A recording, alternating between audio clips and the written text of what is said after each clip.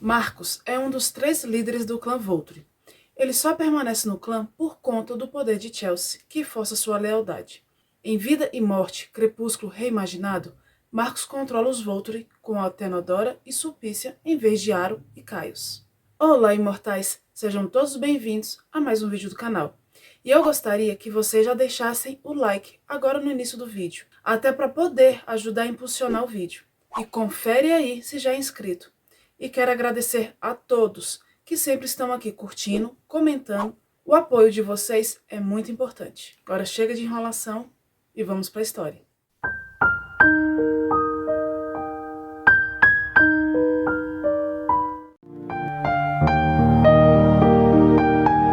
Romances Imortais.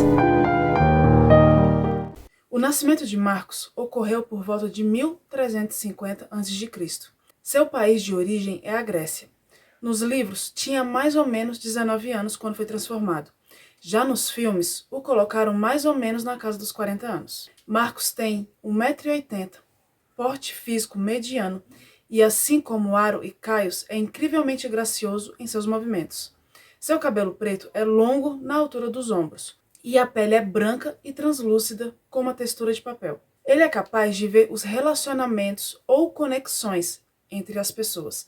Por exemplo, em uma situação de grupo, ele consegue identificar o líder com facilidade ou sentir a força do elo entre companheiros ou amigos.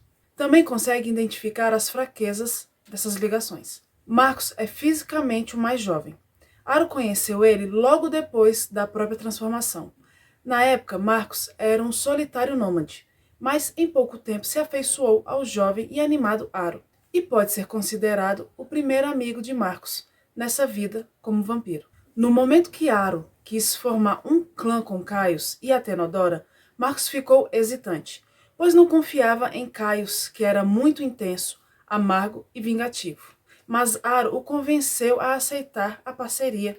Com seu dom, ele podia ver os laços progressivos entre Aro e Caius, mas nunca entendeu realmente o que Aro via em Caius, e assim foi formado o núcleo dos Volturi.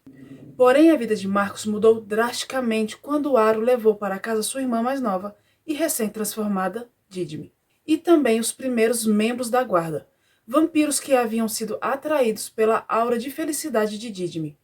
Nenhum desses primeiros subordinados sobreviveu com mais que alguns poucos séculos. Naquele momento, esses guardas eram apenas experimentais. O dom de Didime sempre esteve com ela, embora fosse mais sutil em sua existência humana.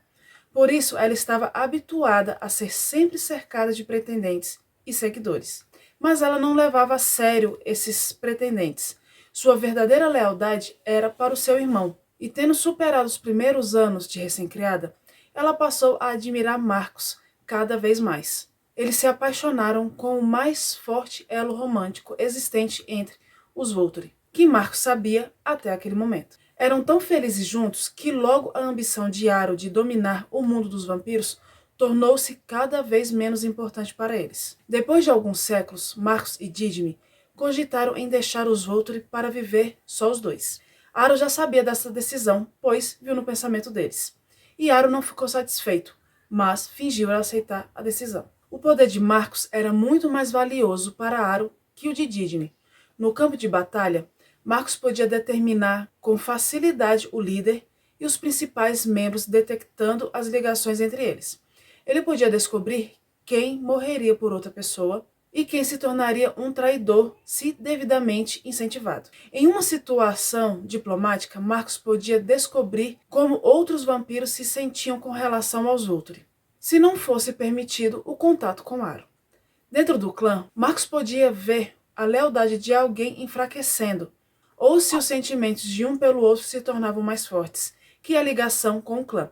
Ele também era muito perigoso em uma luta, uma habilidade que Didime não possuía. E Aro então esperou por uma oportunidade e, quando teve certeza de que não seria surpreendido, assassinou a irmã, apesar de amá-la de verdade. Seu pesar foi genuíno e Marcos nunca descobriu que Aro tinha sido responsável. Aro parecia fazer tudo o que estava a seu alcance para encontrar o assassino, mas é claro, todo o seu esforço, mesmo combinado ao de Marcos e Caius, não surtiu nenhum resultado. E quando perdeu a esperança de se vingar, Marcus tornou-se incapacitado pelo luto. Perdeu o interesse pelo clã e começou a pensar em suicídio. Aro sacrificara sua irmã para preservar o valioso dom de Marcus em seu clã, e agora se via diante da possibilidade de perdê-lo. E foi então que Aro descobriu Chelsea e usou seu dom para manter Marcus ligado aos Volturi. O talento de Chelsea mantinha Marcus leal a Aro, mas não era suficiente para fazê-lo demonstrar nenhum entusiasmo pelo seu clã. Aro tentou então tornar Marcus mais dócil por meio do dom de Corin, mas Marcus se recusou a aceitar seu conforto. Ele não queria esquecer o sofrimento. O talento de Corin foi mais útil com as esposas. Como resultado da perda de sua companheira, Marcus acabou se tornando extremamente apático. Ele voltou contra destruir Renesmee de uma forma quase entediada, nem mesmo olhando para os Cullen e seus aliados enquanto fazia isso.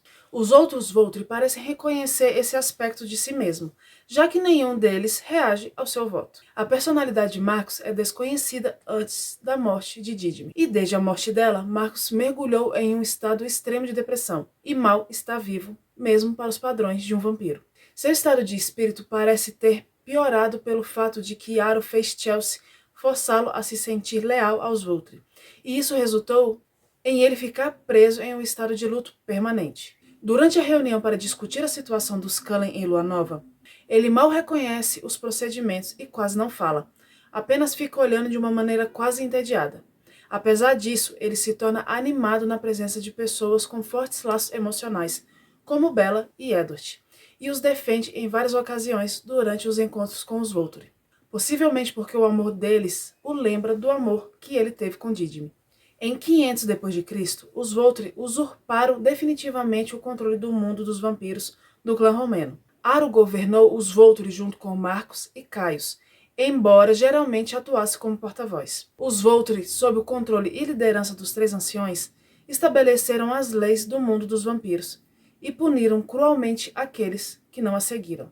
Marcus, assim como o resto dos Volturi, são temidos e respeitados em todo o mundo dos vampiros como os guardiões que mantêm o mundo humano ignorante do sobrenatural. Ele também é reconhecido por ser respeitado no mundo humano como São Marcos, o sacerdote sagrado que expulsou todos os vampiros de Volterra. Seu feriado nacional, o Dia de São Marcos, em 19 de março, é comemorado todos os anos pelo povo de Volterra. A lenda provavelmente desenvolveu o fato de que os Volturi não permitem a caça dentro dos muros de Volterra. Em Lua Nova, Edward Cullen, um dos filhos adotivos de Carlyle, vem para os Volturi porque ele acredita que seu amor, Bella Swan, havia cometido suicídio e, portanto, ele próprio desistiu de sua existência. Aro está interessado na capacidade de Edward de ler mentes à distância e se oferece para torná-lo parte do seu clã, ao qual ele recusa. Após a tentativa fracassada de suicídio de Edward, Marcus conhece Bella e se surpreende com a intensidade de seu relacionamento com Edward, que o lembrou de seu relacionamento com Didyme. Um toque nas mãos de Aro revela essa informação.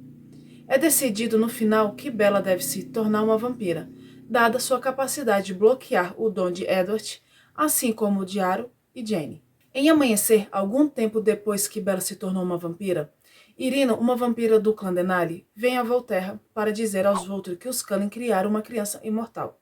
Os Volturi responderam reunindo um exército e toda a guarda, incluindo as esposas, para destruir os Cullen. Quando os Volturi chegaram, Marcus, Aro, Caius e os outros ficaram surpresos que os Cullen se reuniram para se opor a eles, aumentando assim a crença de Aro de que eles criaram uma criança imortal.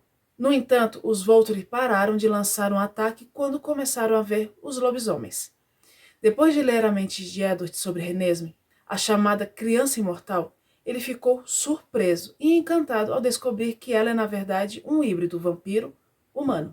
E os três então votaram se Renesmee deveria ou não ser morta porque Caius não sabia se ela se tornaria uma ameaça à exposição da comunidade vampírica. E Marcus foi o único conhecido entre os Volturi a votar contra a destruição de Renesmee.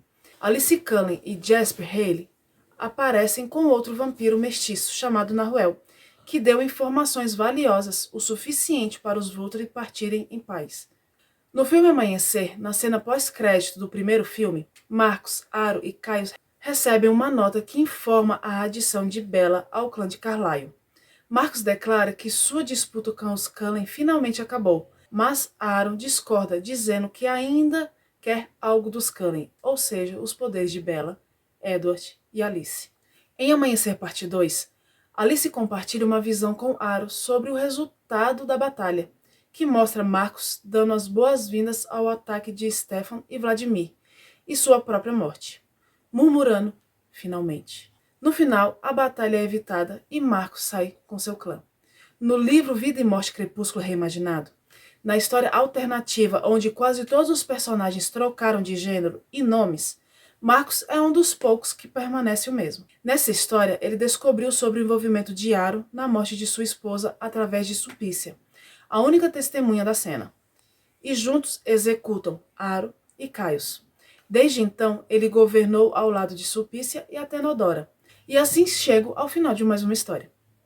E para saber se chegou até aqui, deixa aí nos comentários a palavra irmã. E como sempre, até a próxima.